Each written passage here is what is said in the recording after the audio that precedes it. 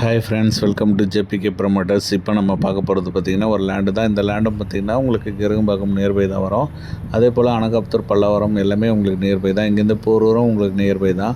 So நல்ல residential ஏரியாவில் தான் இந்த லேண்ட் அமைஞ்சிருக்கு. இது பார்த்திங்கன்னா தரப்பாக்கம் என்ற வில்லேஜில் தான் இந்த லேண்ட் அமைஞ்சிருக்கு. இது பார்த்திங்கன்னா ஒரு கார்னர் பீஸ். ஆக்சுவலாக உங்களுக்கு ரெண்டு பக்கம் ரோடு வந்துடும்.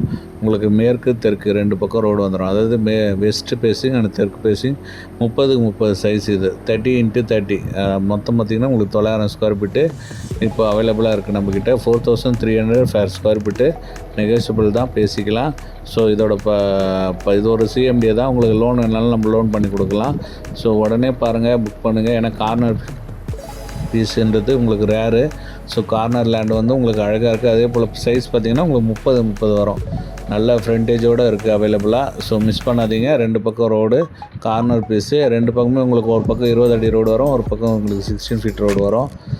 So corner piece fully residential ஏரியாவில் கிருகம்பாக்கம் நியர்பை இப்போ அவைலபிளாக இருக்குது. 4300 ஃபேர் ஸ்கொயர் ஃபீட்டு நெகோஷியபிள், பேசலாம்.